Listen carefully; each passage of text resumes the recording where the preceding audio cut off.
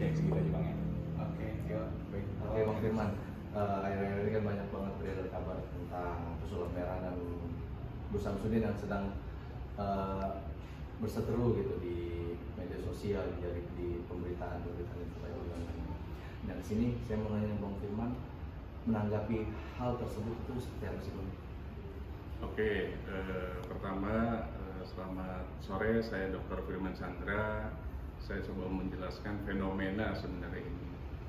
Apakah ini akan menjadi peristiwa hukum tergantung dari masing-masing pihak, karena balik lagi ini jelas delik aduan kan.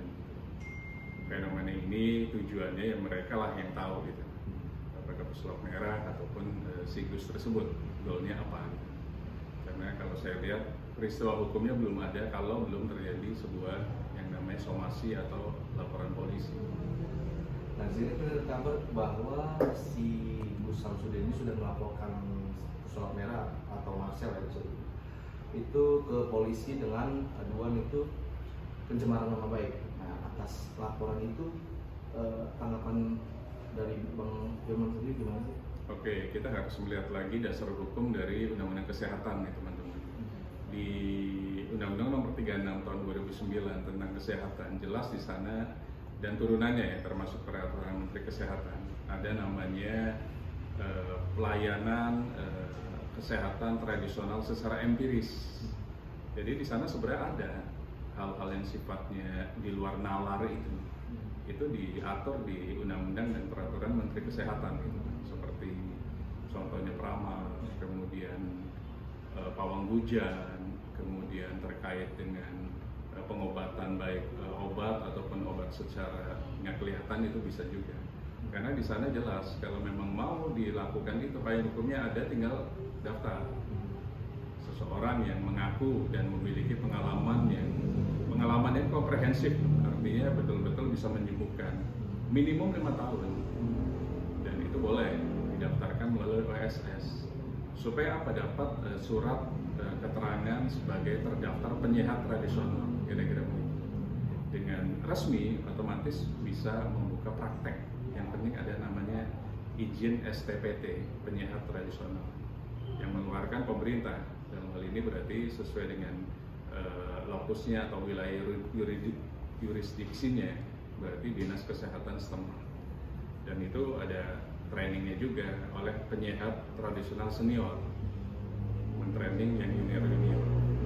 Kemudian balik ke substansi permasalahan, ada sebuah yang namanya laporan polisi.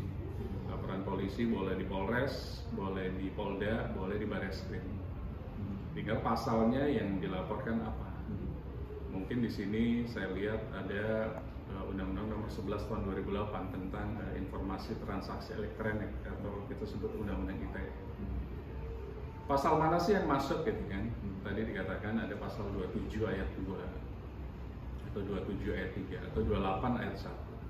Kalau 27 ayat 3 itu terkait dengan pendistribusian, bahkan siapa yang mendistribusikan konten-konten yang diduga mengandung penghinaan melalui elektronik.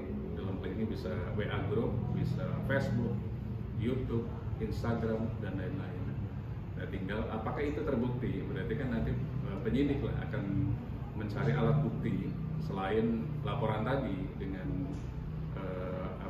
bukti awal, video dan lain-lain, akan dicari saksi juga supaya alat buktinya minimum 2. Untuk membuat seseorang jadi tersangka itu alat buktinya minimum 2, alat bukti tadi, video dan lain-lain, plus saksi, ditambah misalnya saksi ahli.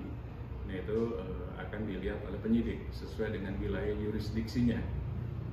Dugaan saya memang mungkin di pasal 27 atau pasal 28 sih kelihatannya, pencemaran nama baik 27 ayat 3 ataupun 28 ayat 1 Undang-Undang Nomor 11 Tahun 2008. Tinggal apakah unsur itu sudah terbukti, karena sekarang tidak mudah untuk mentersangkakan seseorang. Karena alat buktinya harus lebih banyak. Satu saksi tidak bisa jadi saksi. Unus testis, nulus testis. Artinya apa? Sekarang satu saksi nggak bisa jadi saksi. Harus minimum 2 saksi. Bukti awalnya sudah ada video, tinggal saksinya ada berapa. Kemudian siapkan saja saksi ahli. Kemudian pasti akan ditanya oleh penyidik. Anda sebagai penyehat tradisional punya STPT-nya, surat terdaftar penyehat tradisional. Kalau itu ada, berarti lengkap sebagai pelapor. Tinggal ada dugaan dan tindak pidana pencemaran nama baik atau penyebaran berita bohong. Itu yang akan didalami oleh penyidik di kepolisian. Nah, oke. Di sini kan berarti baru satu pihak yang melaporkan kejadian ini gitu. Kira-kira nih di sini bisa nggak sih si pesulap merah ini melaporkan balik Gus Samsudin? Semua kita negara hukum, kita menganut undang-undang semuanya, baik konstitusi atau hukum-hukum berikutnya, termasuk peraturan-peraturan di bawah. Boleh-boleh saja sepanjang memang adalah bukti. Makanya polisi sekarang ada dua pilihan, surat pengaduan atau surat laporan polisi. Kalau pengaduan umumnya mungkin tidak bisa dilanjutkan secara terus-menerus sampai ke pengadilan. Tapi kalau sudah LP, kalau terbukti otomatis kan harus dijadikan tersangka seseorang setelah melakukan gelar perkara di sebuah unit tersebut. Contoh misalnya di Polda Metro Jaya misalnya pelaporannya. Misalnya setelah dari pelaporan masuk ke sentra pelayanan kepolisian terpadu, nanti dicari penyidik dari unit yang utilisasinya tidak terlalu tinggi. Katakanlah misalnya masuk ke unit Harda misalnya, contoh saja, atau Kamnet gitu. Nanti unit Kamnet yang berapa nih? Unit Kamnet 2 misalnya. Dari sana nanti dibentuklah tim penyidik, diketuai oleh Kanit. Kanit itu biasanya kalau nggak AKP kompol antara itu. Penyidik biasanya ada 3 penyidik utama sama penyidik pembantu. Mulailah berproses yang namanya BAI, berita acara investigasi pelapor. Kemudian berita acara investigasi saksi minimum 2. Kemudian setelah itu ada saksi ahli. Setelah ditelaah, baru dipanggillah yang namanya terlapor. Terlapor yang akan dijadikan tersangka dipanggil dulu di BAI. Betul nggak Anda melakukan ini dan lain-lain dan lain-lain. Setelah itu penyidik akan melakukan gelar, namanya gelar unit dulu. Di unit tersebut digelar antar penyidik dengan Kanit, ditambah Kasubdit biasanya, Kasubdit dari subdirektorat di Polda gitu. Setelah itu baru gelar perkara dengan Wasidik. Apakah gelar lidiknya naik atau diturunkan? Artinya dihentikan atau dinaikkan statusnya menjadi penyidikan. Kalau sudah menjadi penyidikan, berarti si terlapor itu ada dugaan sudah bisa menjadi tersangka, statusnya naik. Setelah sudah masuk tersangka, maka penyidik akan mengirimkan sebuah surat kepada kejaksaan setempat. Kalau Polda berarti Kejaksaan Tinggi, kalau Polres berarti Kejaksaan Negeri. Namanya SPDP, ditambah SPHP semuanya, hasil penyelidikannya bagaimana. Kemudian ditelaah lagi sama kejaksaan tersebut. Kalau memang sudah unsur bukti tindak pidananya masuk, baru dibentuk tim jaksa penuntut umum. Tujuannya apa? Supaya bisa disidangkan di sebuah persidangan di pengadilan negeri sesuai lokusnya lagi.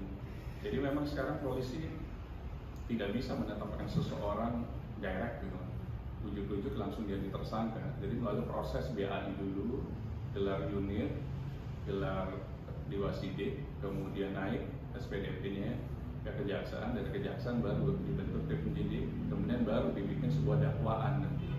Jadi butuh waktu yang cukup panjang juga. Tinggal masing-masing yang dirugikan tadi, karena kita negara hukum, boleh saja saling melaporkan gitu.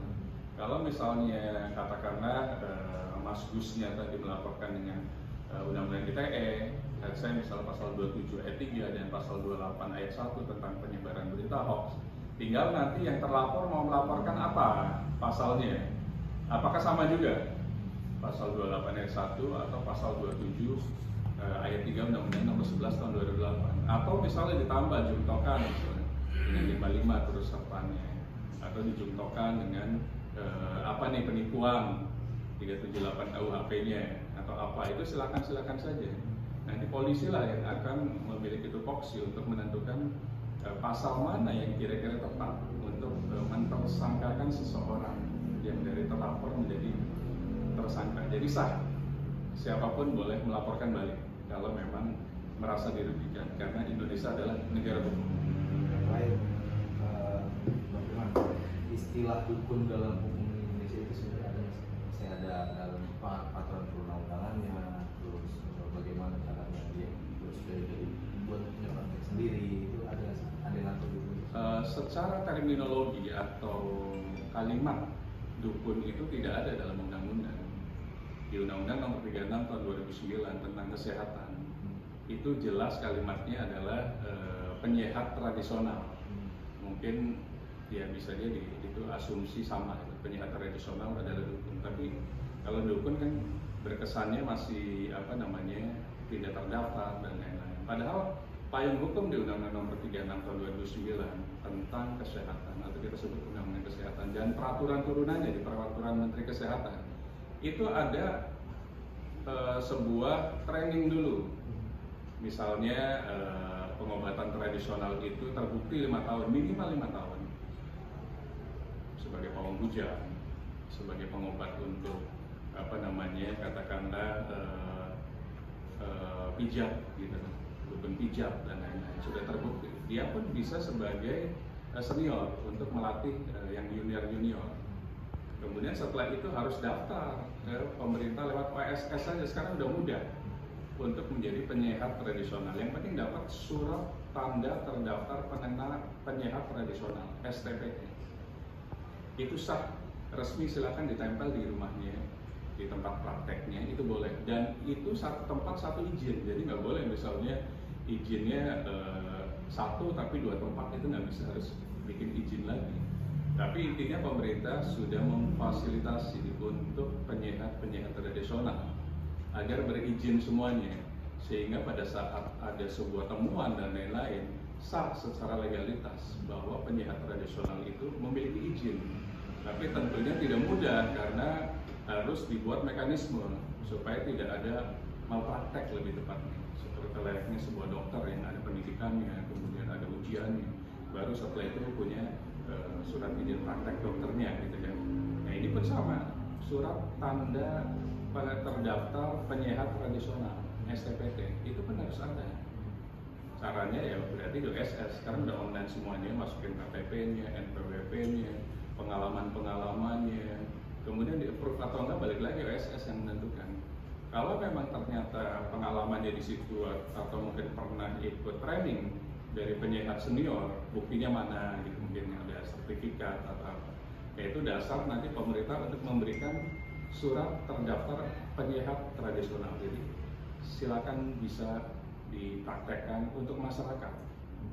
Oke, itu kan tadi yang legal ya. Tadi kalau misalkan yang ilegal atau yang terdaftar itu bisa kena konsekuensi hukum nggak sih di situ? Jelas kalau di situ. Misalnya seseorang yang mengaku dia sebagai dokter, seseorang yang mengaku sebagai penyehat tradisional, padahal belum berizin, dari situ kan jelas. Mengaku-ngaku profesinya adalah seorang dokter, seorang penyehat tradisional, menggunakan nama palsu, menggunakan martabat palsu, menggunakan kedudukan palsu, itu sudah masuk delik pidana yang namanya penipuan 378 KUHP ini. Jelas ancaman hukumannya 4 tahun karena dia mengaku-ngaku sebagai penyehat tradisional padahal bukan. Nah disinilah sebenarnya pemerintah sudah memberikan payung hukum, silakan digunakan kepada semua penyehat tradisional yang ada di Indonesia. Lebih baik legalitas diutamakan